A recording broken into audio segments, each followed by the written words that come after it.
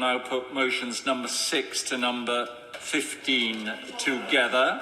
That's motions number 6 to 15 on the issues as on the order paper. The Minister to move. I beg to move. The question is as on the order paper. As many as of that opinion say aye. Aye. On the contrary, no. I think the ayes have it. The ayes have it. I beg to move that this House do now adjourn. The question is that this House do now adjourn. Imran Ahmed Khan. Thank you, Mr. Deputy Speaker. I am an Ahmadi Muslim. Ahmadis are a peace-loving community whose motto is love for all, hatred for none. At the core of Islam is a belief that the only true way to serve the Lord is to serve and love his creation. It is for this reason that Ahmadis devote themselves to serving the cause of justice and humanity everywhere. Sadly, however, the Ahmadiyya Muslim community is an object of hate and suffers vicious persecution around the world. The epicenter of this hatred is Pakistan. I will give way. Can I thank the honourable member? In light of what he just said, is he aware that only yesterday another Ahmadi was murdered in Lahore in Pakistan, Dr. Tahir Ahmed, by a teenager? Does he regard it as frightening that the most radicalised and anti-Ahmadi of the community in Pakistan tends to be the young? I thank the Honourable Lady, the member for Mitcham and Morden. The tragic news of Dr. Tahir and his murder was on Friday evening, and a gunman came to their home and shot at him and his family. He sadly died immediately. His father, I understand, is still in a critical condition, fighting for his life.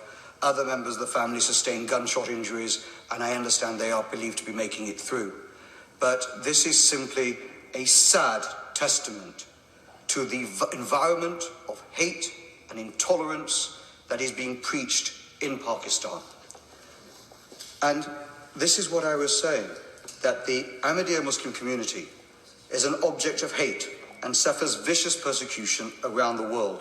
But the epicenter of this hatred is Pakistan, where Ahmadis are the only religious community to be targeted by the state on the basis of their faith. Maybe in a moment or two, I'll just take a little progress, if I may. In 1974, the government of Pakistan kowtowed to the extremist hate mongers that characterize a perverted form of Islam we now sadly see in so many corners of the world. When Prime Minister Zulfikar Ali Bhutto shamefully amended the Pakistan constitution to declare Ahmadis non-Muslims.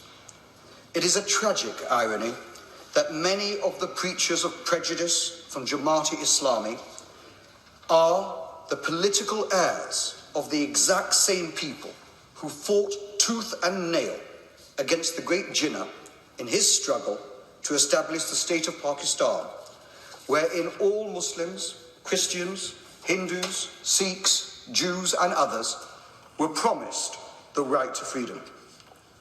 Since then, increasingly more draconian measures have been inflicted upon the Ahmadiyya community, including the promulgation of Ordinance 20 in 1984, under the brutal dictator, General Zia.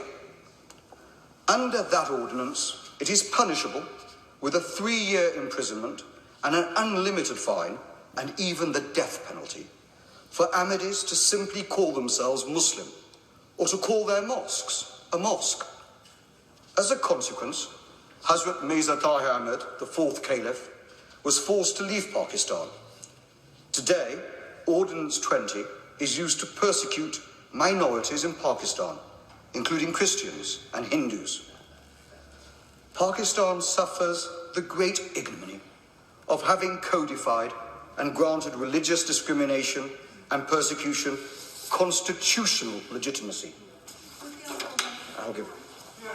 The honourable member is making an excellent speech, and in fact touching on the nub of my intervention, which is, does he not agree that the real tragedy in Pakistan is that it's the very constitution and laws of Pakistan, particularly the blasphemy laws, which are so often the basis for persecution of the Ahmadis and indeed other religious minorities, when in any country these should be the cornerstone of protection of such fundamental rights, such as freedom of religion and belief. I thank my honourable friend from Congleton, and I entirely agree with her and her points. Incredibly well made. The thing is, and the great tragedy is, Pakistan was set up initially with a beautiful vision of a country that celebrated diversity and pluralism. Jinnah and the architects of Pakistan saw difference as the gold and silver threads that would weave into the tapestry of the state and make it stronger, not weaker. And Jinnah's lieutenant was Sir Chaudhry Muhammad Zafrullah Khan, with whom I grew up and had a very close relationship. He has been declared a non-Muslim. He was Pakistan's first foreign minister, the president of the United Nations General Assembly, and the president of the International Court of Justice. It was built by great jurists who are great lovers of freedom and justice. And it's been utterly, that legacy has been shamefully discarded. This persecution and that loss of the legacy that could have been is just as evident, sadly, in Pakistan's civil society.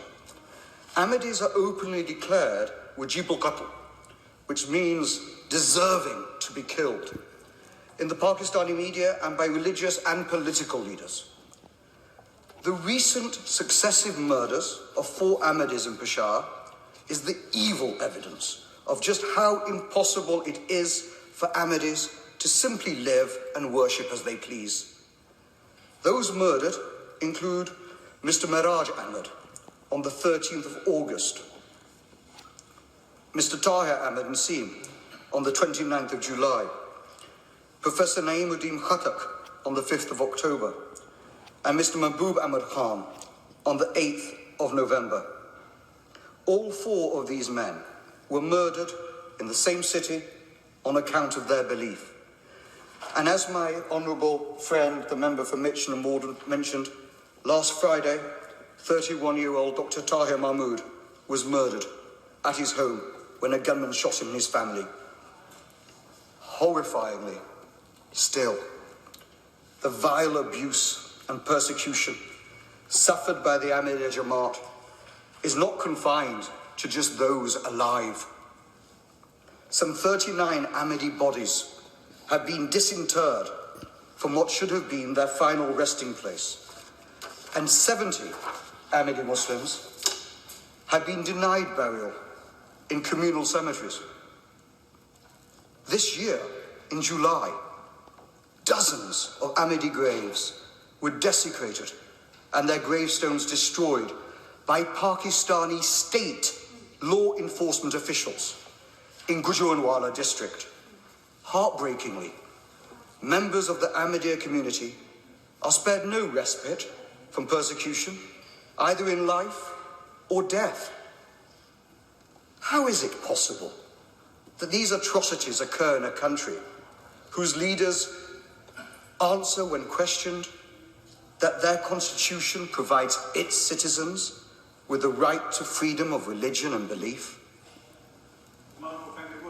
I shall.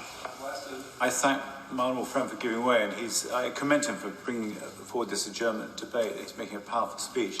I find it quite shocking, I mean, the deaths, the murders that he's been describing, but the fact that the Ahmadi people are denied the fact that they can describe themselves as Muslim, that they cannot describe their place of worship as a mosque, and that they should be denied the vote. Does he agree with me that this is quite shocking suppression and persecution of the people? The right of people everywhere to live, work and worship as they choose is the most fundamental and universal right that we have. And it makes no sense, neither to an individual or to a state, to inhibit or stamp upon or impede those rights, because the very blossom and flower of the state and of the children of the state is trampled upon. So it's not a matter for us in this venerable place to think of why would they do such a thing, because it is of no purpose, it is of no sense, it is senseless and deeply upsetting because of that. Freedom, as you mentioned, as the Honourable Gentleman has mentioned, of religious belief and other values that we in the United Kingdom hold dearly, such as tolerance and celebration of pluralism, are not just ideals to be debated in this House, discussed in lecture halls or written about by academics. They have, as we've discussed, very real consequences to the lives of people everywhere. My own family understands this only too well. I could place on record the numerous attacks against my immediate family, my larger family, and myself. For example, my cousin, my first cousin's husband, Syrian husband, Dr. Musallam al-Drubi. He left Damascus and was worshipping at an Ahmadi mosque in Lahore in May 2010, when gunmen stormed in and massacred 87 supplicants around him, and they left him and over another 120 worshippers with grave injuries, all on account of their belief, their crime to worship as Muslims. Pakistan is the world's leading exporter of hate across the globe, which it fabricates on an industrial scale. This dangerous extremism and religiously inspired violence has been broadcast, transmitted, and normalized in communities around the world who ape this hideous behavior. For example, anti-Ahmadi hate speech, which had been broadcast through television and radio in the United Kingdom. Channel 44, an Urdu language current affairs satellite channel, was fined £45,000 by Ofcom for airing 2 episodes of a discussion programme which featured a participant making serious and unsubstantiated claims against the Ahmadi community. This is not just the first case. In 2013, Takbir TV, a free-to-air Islamic channel, was fined £25,000 after broadcasting statements describing Ahmadis as having monstrous intentions and being lying monsters. There is a direct connection and a direct correlation between this sort of hate speech and violence perpetrated against members of the Ahmadiyya Jamaat. Freedom of speech certainly is a vital pillar of our way of life, but incitement to murder and violence is not, and never has been, freedom of speech. Hatred preached in Pakistan does indeed result in violence on the streets of the UK and around the world. The murder of a Scottish Ahmadi shopkeeper, Asad Shah, in 2016, whilst working peacefully in his shop in Glasgow, evidences this truth. His crime? Sending out Easter greetings to his Christian neighbours and friends. A community, like all Ahmadis, he felt a part of, and they a part of his. Here we see the Ahmadis' belief in love for all, hatred for none, juxtaposed against the peddlers of hate. A report by the APPG on the Ahmadiyya Muslim community, titled Suffocation of the Faithful, has raised concerns that the deliberate targeting of members of the Ahmadiyya Muslim Jamaat within the United Kingdom originates from Pakistan, a result of the filthy reservoir of hate that Pakistan permits and enables. Worse, there is evidence, as outlined by the APPG's report, that aid money given by Her Majesty's government is spent on supporting government-run schools in Pakistan that encourage intolerance and hatred. Professor Javed Rahman provided damning evidence on nationalised schools in Pakistan when he spoke at the second session of the APPG inquiry, which my honourable friend from Mitchell and Morden so ably chairs. And he said, and I quote, "I was horrified to see what is being taught to our young children. For example, this word kafir, non-believer or infidel, is openly said about Ahmadiyya, but also about other communities. It is part of our teaching system.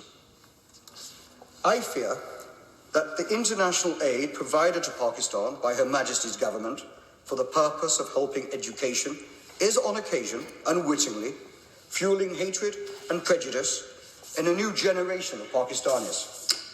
Mr. Deputy Speaker, in order to ensure that this never happens again, I hope that my honourable friend can provide assurances from the dispatch box on behalf of Her Majesty's government that UK aid and development funding will not go to groups, individuals or programmes engaged in the promotion of hate, whether that be directed against Christians, Hindus, Ahmadis or others.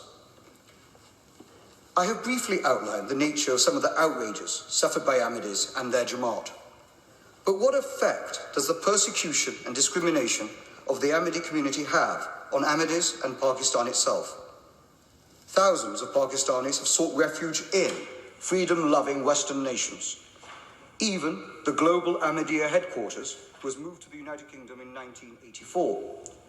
Others, having escaped from Pakistan, find themselves in third countries, where they are unwelcome and face again the horrors of persecution predicated upon their faith.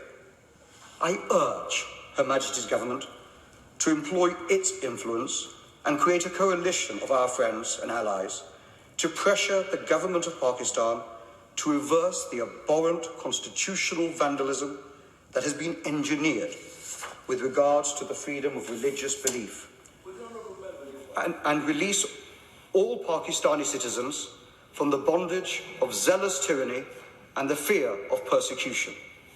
I shall. I thank the honourable member for giving way and congratulating on bringing this very important issue into the public debate. But he mentioned about the large community that's established here. Can he also mention the huge contribution they make in the United Kingdom, particularly in charitable work and also in community work, playing a very valuable and active role, quite apart from their peaceful message, but really working hard in the community? I think it is well known that the Ahmadi community, wherever it stays and lives, whether they're persecuted or otherwise, if they were abused or celebrated, always become amongst the vanguard of the most loyal citizens, playing a full part in the role of that country that they call home. Will my honourable friend give way? I shall. I'm very grateful to my honourable friend for giving way. He's been very generous with his time. The UK has indeed been a welcoming home for the Ahmadiyya community. Indeed, many have settled in my own Carshalton and Wallington constituency due to its proximity to the Battlefooter Mosque in my honourable friend and the member for Mitcham and Mordens constituency. Would you agree with me that the UK needs to continue playing a leading role in providing refuge and a safe haven for Ahmadis fleeing persecution across the world? I thank my honourable friend for Carshalton and Wallington, and he's absolutely right. For Ahmadis and for so many others, the United Kingdom has long been a beacon of hope and safety, and we should continue to provide this support and offer Ahmadis escaping religious persecution a route to safety. Sadly, in terms of the persecution of Ahmadis, Pakistan is not a lone perpetrator. There are many countries that maintain and enforce discriminatory laws against Ahmadis. The United Kingdom is a staunch friend of Pakistan. Ending the persecution of Ahmadis will serve to strengthen Pakistan and allow all those who truly love it to be active participants in their country's life and future, fulfilling the dream of Pakistan's founder, Quaid-e-Azam, who famously said the following words at the very moment of Pakistan's birth: "You are free. You are free to go to your temples. You are free to go to your mosques or to any other place of worship in this state of Pakistan." Mr. Deputy Speaker, as my honourable friend, the Minister, is aware, there are a number of powerful tools at our disposal that I urge him to employ to serve all the citizens of Pakistan, irrespective of their belief. The establishment of a structured engagement at a senior level by the Foreign Office with Pakistan on the persecution and discrimination facing the Ahmadi Jamaat being the first.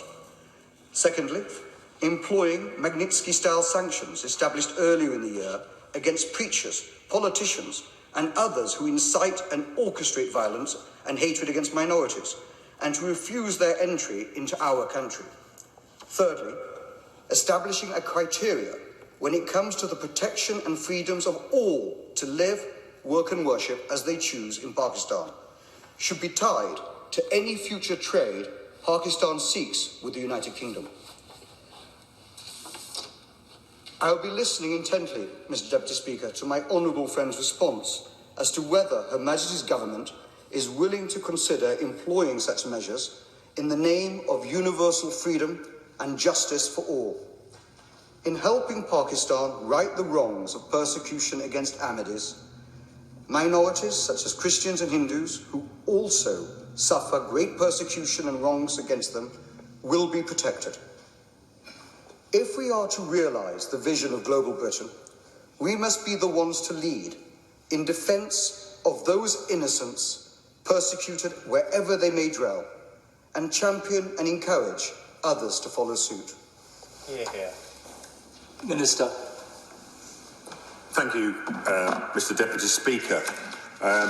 It's a real pleasure to be able to respond to this debate, and I'm incredibly grateful to my honourable friend, the member for Wakefield, for securing it, and also for his passionate and thoughtful, considered speech. I also pay tribute to his work on freedom of religion and belief, including in promoting and protecting the rights of Ahmadi Muslims, and as a member of the all-party parliamentary group for the Ahmadiyya Muslim community. I'm also grateful for the contributions, the interventions of other honourable members. And I would like to take this opportunity to thank the APPG for the Ahmadiyya Muslim community for their recent report.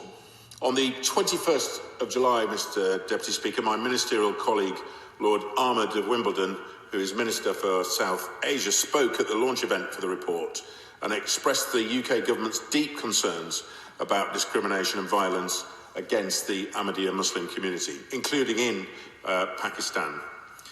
Today, we've heard of the appalling discrimination suffered by Ahmadi Muslims in many countries. Honourable members have raised Pakistan in particular, and as we've also heard, the UK is not immune from such religious intolerance, in particular the horrendous case of the gentleman in Glasgow. That's why this government works tirelessly to promote and defend the rights of people of all faiths and none around the world. People must be able to practice their faith and express their beliefs without fear or discrimination. So I would like to address some of the specific issues raised by my honourable friend about the person. I'm more than happy to give way. Thank the Minister for giving way, and he's rightly drawn attention to the appalling incidents that take place on the extremes of the spectrum. But aren't there actually lower level activities, for example, trying to organise boycotts against businesses owned by Ahmadis and general lower level harassment? Shouldn't the authorities also be cracking down on that and say this is unacceptable in this country? The honourable gentleman is bang on. Of course we should be calling out this behaviour. Many of these activities take place on social media. We will be bringing forward an online harms bill. Hopefully some of these issues will be addressed. People should be able to, in this country, we pride ourselves on the ability for people to practice freedom of religion or belief. So the honourable member raises an incredibly important point. We've heard about recent incidents of discrimination, including violence against the Ahmadiyya Muslim community in Pakistan. The Constitution does not allow Ahmadi Muslims to call themselves Muslims.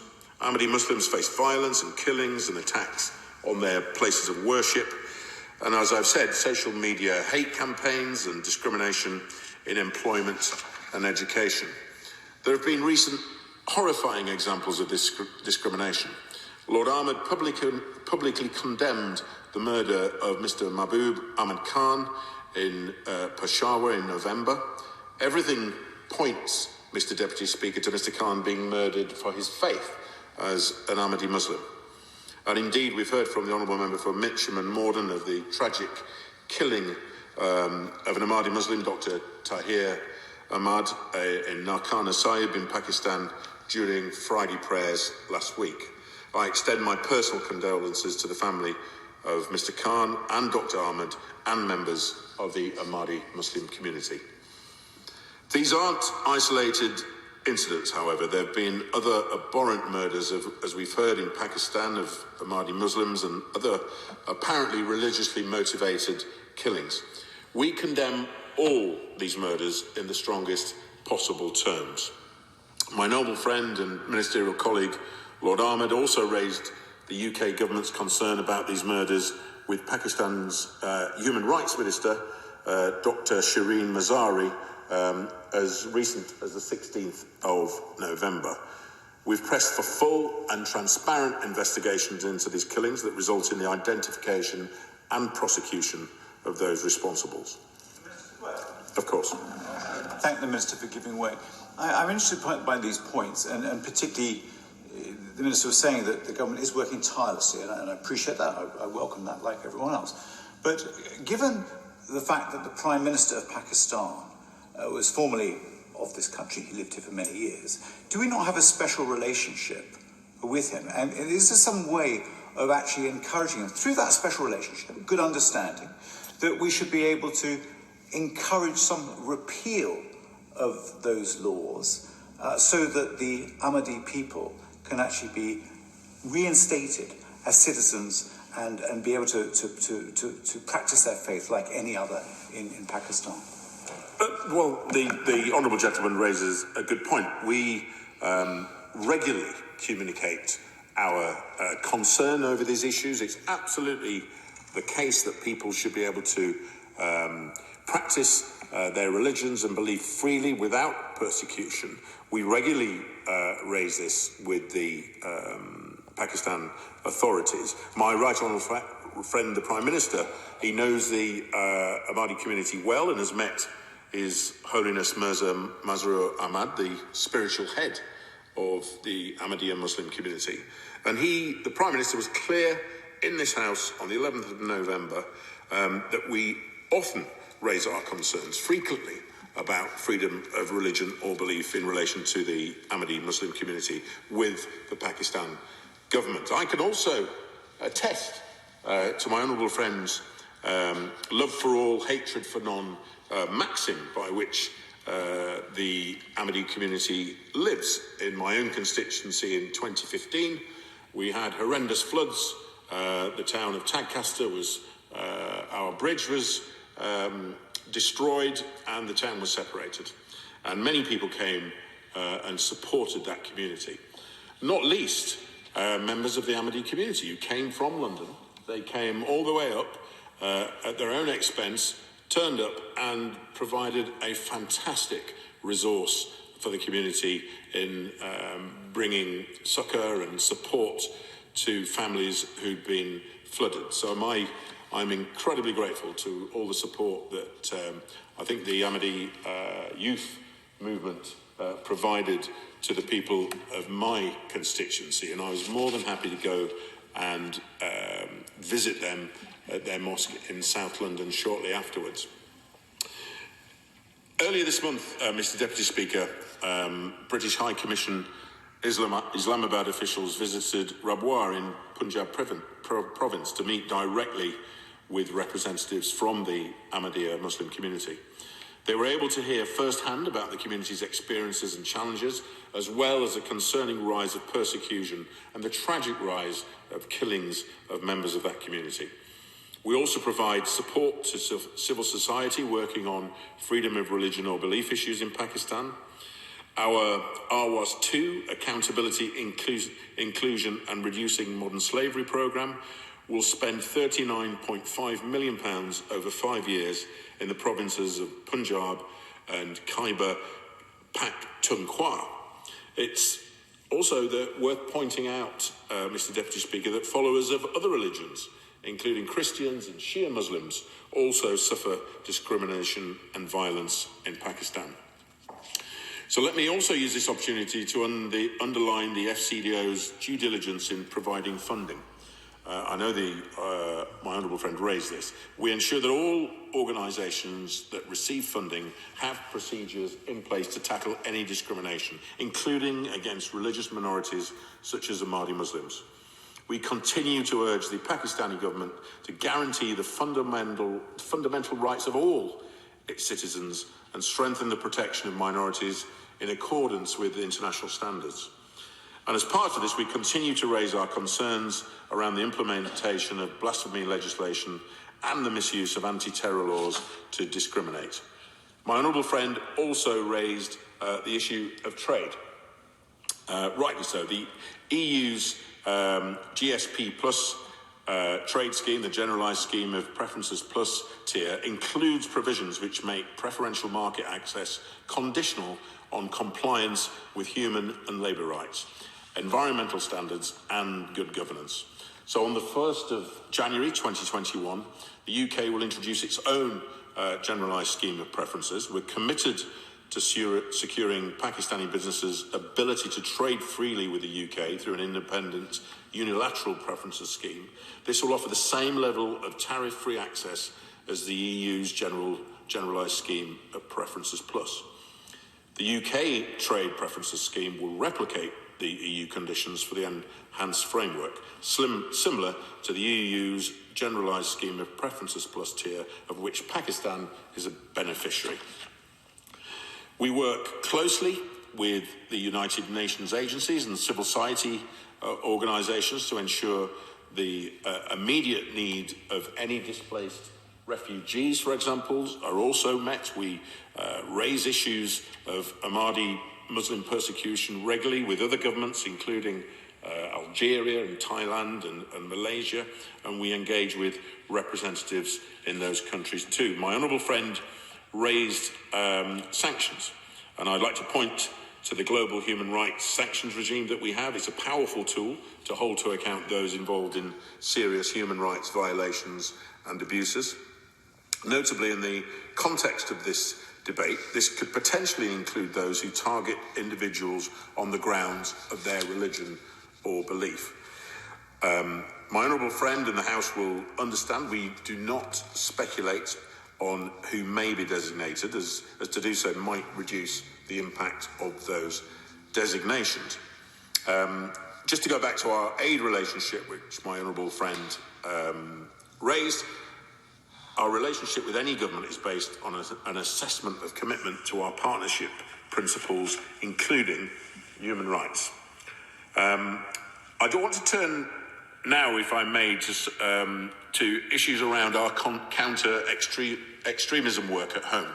We're committed to tackling those who sow hatred and division against any community in this country. Our counter-extremism strategy seeks to address all forms of extremism by challenging those who spread extremist propaganda. We need to strengthen communities and disrupt the most dangerous extremists. And as the House will be aware, policy on this issue is being led by the Home Office. My honourable friend mentioned media and how it can play a negative role in propagating harmful views, as can social media. And this propaganda also finds its way into more traditional channels. We're working to tackle this by using existing legislation. We work to counter these damaging narratives with a range of civil society groups, including overseas. We're working with tech companies, law enforcement and our international partners to tackle the abhorrent exploitation of online platforms. And as I said earlier, our online harms white paper sets out plans for world-leading legislation to make the UK the safest place in the world to be online. It will also introduce a new duty of care on companies and will be overseen by an independent regulator. Mr. Deputy Speaker, this has been a timely debate on an incredibly important issue, and I thank my honourable friend for bringing this debate to the House. I shall, in the time allowed me, the next 3 hours. So I sense the Minister may be drawing to a close. Before he does, could I ask whether officials are raising concerns about something which was touched on by an honourable member across the chamber, and that's the fact that Ahmadis don't have an equal right to vote in Pakistan, or indeed to stand in elections as candidates, and that there is a separate electoral list kept of Imamdis, which can be, unfortunately, used as a source of intimidation or harassment. Well, my honourable friend, who is a long-time champion on these issues of freedom of religion and belief, raises an incredible point. And it's also the case that we see this issue in other parts of the world as well. We see this with the Rohingya population in Myanmar. I struggle to see how any election could be called free and fair when large sections of society are denied the opportunity to participate. I certainly can. Just to follow on the point of my honourable friend for Congleton, the point I raised in regards to establishing a structured engagement at a senior level with Pakistan and Her Majesty's government, what consideration will be given to that? Because I can imagine it may not be particularly popular with our High Commission in Islamabad, but it may actually produce some good outcomes, and issue by issue discuss and find some common ground in a structured way. Will the Minister undertake to give it thorough consideration?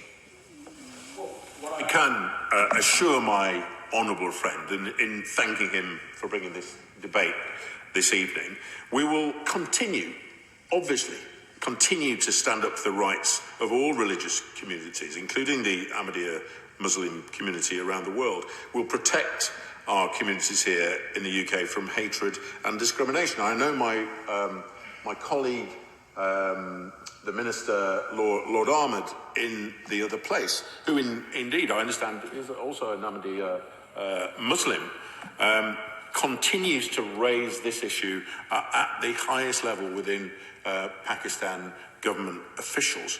Mr. Deputy Speaker, it is without question that this government will continue to defend the right to freedom of religion and belief for everyone, everywhere. The question is that this House do now adjourn. As many as ever say aye. Aye. You know, I think the ayes have it. The ayes have it. Order. Order.